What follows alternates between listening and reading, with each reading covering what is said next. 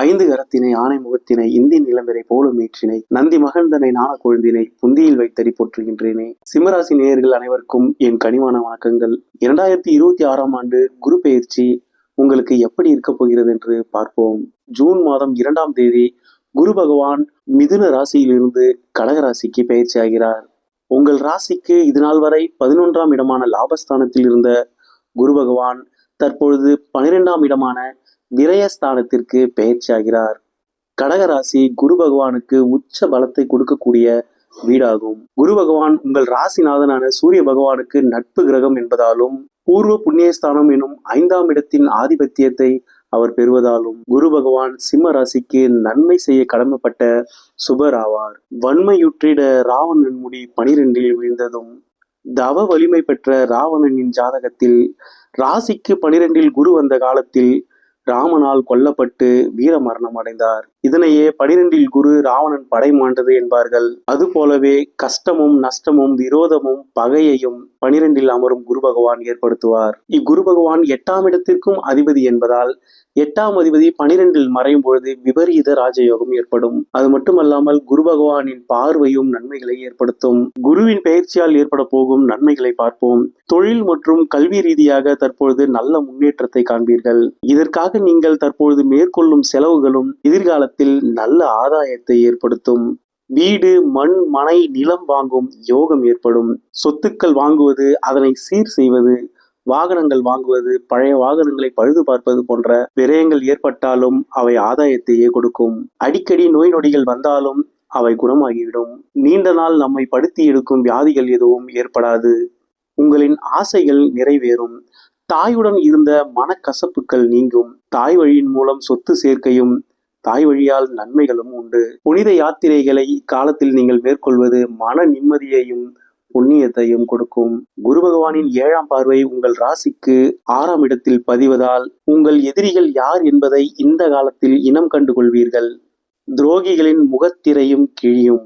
விரயஸ்தானத்தில் அமரும் குரு பகவானால் விரயங்களும் ஏற்படும்.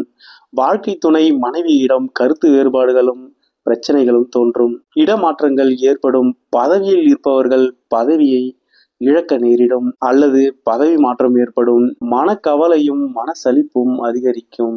இந்த காலகட்டத்தில் யாருக்கும் கடனாக பணம் கொடுக்காதீர்கள், திரும்ப வராது. வேலை வாங்குவதற்கோ அல்லது படிப்பிற்கு சீட் வாங்குவதற்கோ யாருக்கேனும் நீங்கள் பணம் கொடுத்தீர்கள் என்றால் ஏமாற்றப்படுவீர்கள். பண விஷயத்தில் எப்பொழுதும் விழிப்புடன் இருங்கள். நேர்த்தியாக உடை அணிந்து திறமையான வார்த்தைகளை பயன்படுத்தி உங்களை ஏமாற்றி பணம் பறிக்க முயற்சிப்பார்கள். 12இல் குரு பகவான் உச்சம் பெற்று இருப்பதால் நீங்கள் ஏமாறவும் நேரிடும். உங்களுக்கு வரும் நோய் நொடிகள் குணமானாலும் மருத்துவ செலவுகள் ஏற்படும். நட்புகள் பகையாகும். பண வருவாய் குறையும். ஆன்லைன் சூதாட்டம், ட்ரேடிங் போன்றவற்றை முற்றிலுமாக தவிர்த்து விடுங்கள். பண நஷ்டமும் மன கஷ்டமும் ஏற்படும். வேலை செய்யும் இடத்தில் பணியாளர்களை அனுசரித்து சென்றால் மட்டுமே பிரச்சனைகள் இல்லாமல் செல்ல முடியும். யாரையும் நம்பாமல் இருப்பது நல்லது. வேலை பளு அதிகமாகும். அதன் மூலம் அலைச்சலும் உடல் சோர்வும் ஏற்படும். உங்கள் நற்பெயருக்கும் களங்கம் உண்டாகும். எவ்வளவு வேலை பார்த்தாலும் பதவி உயர்வோ சம்பளமோ இக்காலகட்டத்தில் கிடைப்பது அரிது. இந்த குரு பெயர்ச்சி முழுவதும் உங்களுக்கு இது போன்ற பலன்கள் இருக்கும் என்று வருத்தம் கொள்ளாதீர்கள்.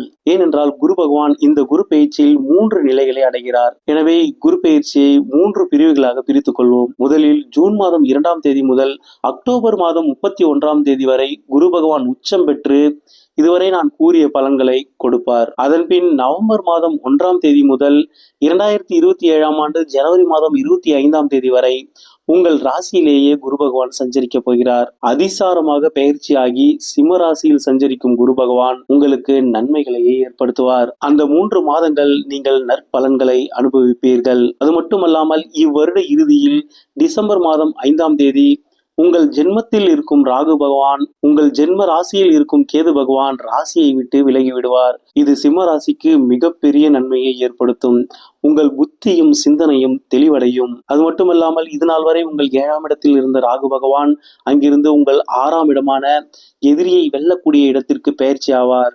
எனவே குரு பகவான் மட்டுமின்றி சர்ப்ப கிரகங்களும் உங்களுக்கு நன்மை செய்யும் இடங்களில் வந்து அமர்வார்கள். 2027ஆம் ஆண்டு ஜனவரி மாதம் 25ஆம் தேதி முதல் குரு பகவான் பக்ரகதியில் கடகராசியில் சஞ்சரிப்பார். குரு பகவான் உச்சம் அடையக்கூடிய ராசியில் பக்ரம் பெற்று சஞ்சரிக்கும் பொழுது பலமற்று சஞ்சரிப்பார். எனவே அந்த காலகட்டமும் உங்களுக்கு நன்மைகளே ஏற்படும். 2027ஆம் ஆண்டு ஜூன் மாதம் 26ஆம் தேதி வரை குரு பகவான் உங்களுக்கு நல்ல பலன்களையே கொடுப்பார். குரு பெயர்ச்சியான முதல் 5 மாதங்கள் மட்டும் நீங்கள் நிதானமாகவும் கவனமாகவும் செயல்படக்கூடிய நாட்களாகும். இக்காலகட்டத்தில் எதிரிகளின் தொல்லை சிம்ம ராசிக்காரர்களுக்கு அதிகமாக இருக்கும் என்பதால் பரிகாரமாக தேய்பிறை அஷ்டமி அன்று கால பைரவருக்கு 21 வால் மிளகினை சிவப்பு துணியால் கட்டி அதனை திரியாக பயன்படுத்தி நல்லெண்ணெய் தீபமேற்றி வழிபடுங்கள்.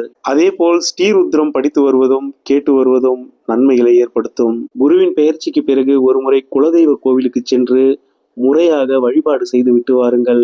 சிம்ம ராசி நேயர்களே, இறைவனின் துணை என்றும் உங்களுக்கு இருக்கட்டும். நன்றி.